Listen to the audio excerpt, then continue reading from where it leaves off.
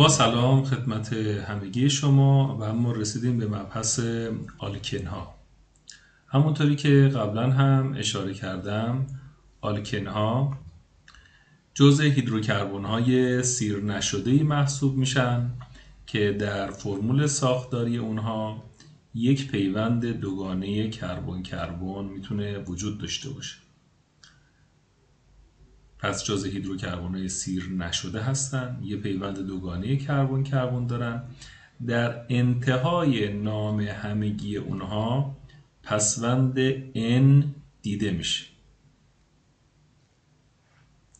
فرمول عمومی همه آلکن ها به صورت CnH2n هست. برای نمونه ما آلکنی با 4 تا اتم کربن اگر داشته باشیم، این رو ضرب در 2 بکنیم، 8 تا هیدروژن خواهد داشت. آلکان 4 کربنه رو چی میگفتیم؟ بوتان. اینجا فقط کافیه لفظ آن رو برداریم، به جاش لفظ ان بذاریم، بنابراین نام کلی این بوتن خواهد شد.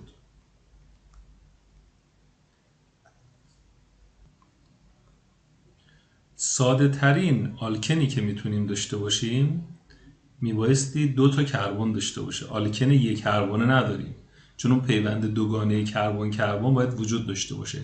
بنابراین ساده ترین آلکنی که میتونم فرمولش رو بنویسم به صورت C2H4 هست. خب این آلکن جزء آلکن های خیلی مهم هست.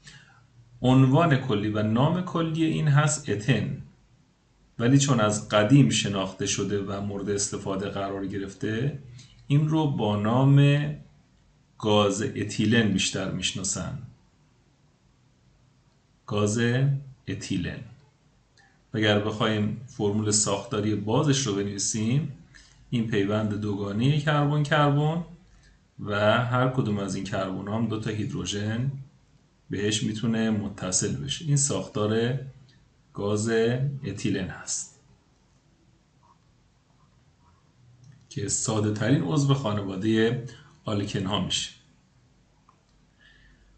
چیزی که در مورد گاز اتیلن باید اینجا یادآوری بکنم اینه که گاز اتن یا گاز اتیلن سنگ بنا توی صنایع پتروشیمی، یعنی مواد مختلفی رو میتونیم از این گاز اتن بسازیم که برای نمونه به چند مورد در ادامه اشاره میکنم. یکی از مواردی که به عنوان کاربرد برای گاز اتن میتونیم ذکر بکنیم، به عنوان عمل آورنده مورد استفاده قرار میگیره. عمل آورنده کاربرد داره. برای نمونه برای رسیده کردن میوه های نارسی مثل موز از این گاز استفاده میکنن، چون میوه های مثل موز میوه های صادراتیه. اگر به صورت کاملا رسیده حمل و نقل پیدا بکنه توی راه خراب میشه. اینها رو به صورت نارس به مقصد منتقل بکنن و در اون مقصد این میوه ها رو در مجاورت گاز اتیلن مدتی قرار میدن که فوراً رسیده میشه و اون رو به مراکز فروش میرسونن. دومین کاربردی که برای این گاز اتیلن میتونیم ذکر بکنیم تهیه اتانول هست. اتانول همون الکل سفید هست. برای تهیه اتانول کافیه گاز اتیلن رو با آب وارد واکنش بکنیم،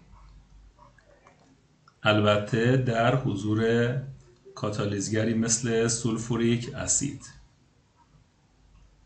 تا اینکه اتانول تهیه بشه. توی این واکنش گاز اتیلن که این ساختار رو داشت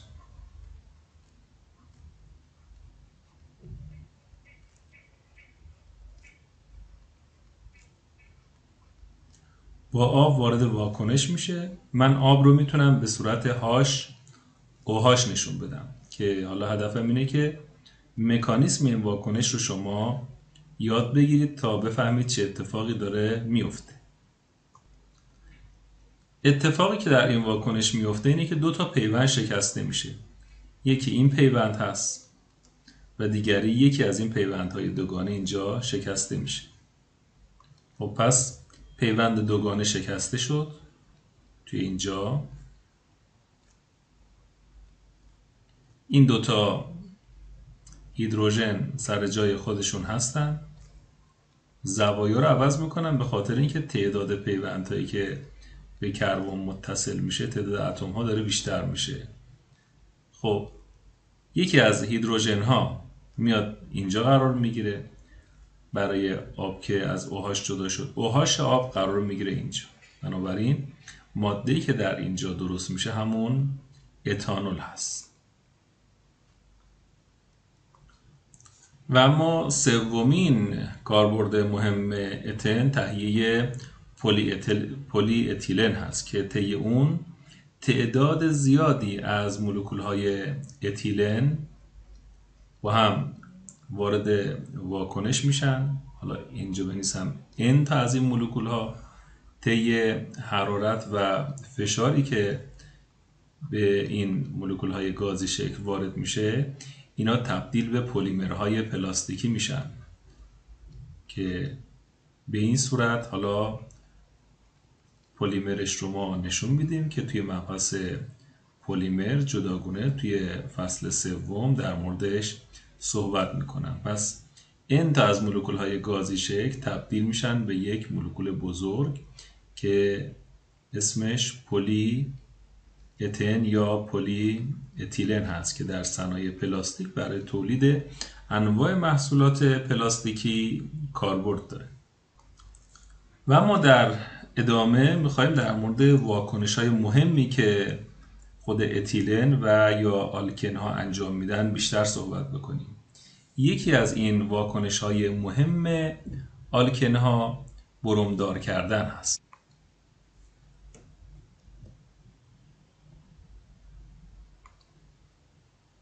در واکنش برومدار کردن اتن، خود گاز اتیلن که فرمولش به این صورت نوشته میشد CH2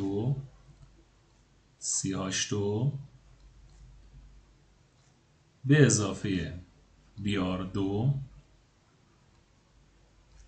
اتفاقی که در این واکنش میفته اینه که این پیوند دوگانه یکی شکسته میشه تبدیل به پیوند یگانه میشه، دو تا اتم بروم میان اضافه میشن به اینا، یعنی ساختار به این صورت میشه CH2. این پیوند دوگانه شد پیوند یگانه، برای هر کربن یه ظرفیت باز شد، یه بروم به این اضافه میشه و یه بروم هم به این.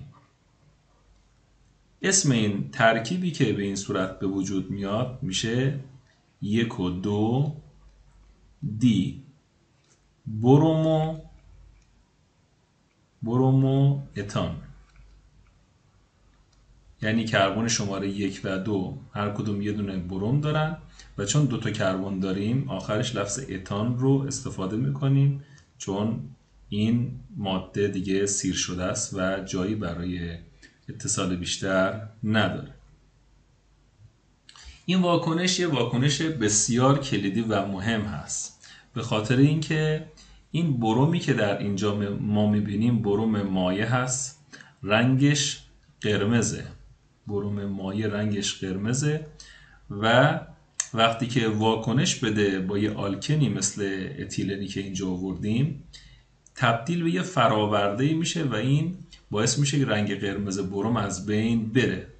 یعنی میتونیم بگیم از این واکنش به عنوان یه واکنش تشخیصی برای اینکه ما بفهمیم ماده‌ای که داریم پیوند دوگانه داره یا نداره میتونیم استفاده بکنیم. پس اگر ما یه آلکنی رو با بروم مایع قرمز رنگ وارد واکنش بکنیم حتما رنگ بروم قرمز از بین میره و این نشانه این هست که اون ماده‌ای که داشتیم آلکن بوده. ولی آلکان ها این گونه نیستن، یعنی چون با بروم وارد واکنش نمیشن همچنان رنگ قرمز بروم باقی میمونه و نشون میده که این ماده ما سیر شده است و آلکانه. بنابراین به طور خلاصه من یک بار دیگه چون این مهمه یادآوری بکنم. داخل ظرفی ما نمیدونیم آلکان داریم یا آلکن، یه ماده داریم. حالا اگر ما بیاییم بیاردویی که به شکل مایع هست و قرمز قطره قطره اضافه بکنیم، اگر رنگ بروم مایع از حالت قرمز به بیرنگ تغییر کرد، متوجه میشیم که این ایکس ما اینجا یک آلکن هست. در غیر این صورت این هیدروکربن سیر شده است و با این بروم وارد واکنش نمیشه. و از جمله واکنش‌های مهمی که آلکن‌ها انجام میدن هیدروژن دار کردنه. یعنی اگر ما یه آلکنی داشته باشیم، برای نمونه همین گاز اتیلنی که اینجا اشاره کردم، به اضافه گاز هیدروژن بکنم، خب اینجا دوباره پیوند دوگانه تبدیل به پیوند یگانه میشه. خب به هر کدوم از این کربن‌ها یه دونه هیدروژن اضافه میشه، این 3H3، اینم 3H3. یعنی آلکن تبدیل میشه به آلکان، یا توی مثالی که ذکر کردم اتن تبدیل میشه به اتان.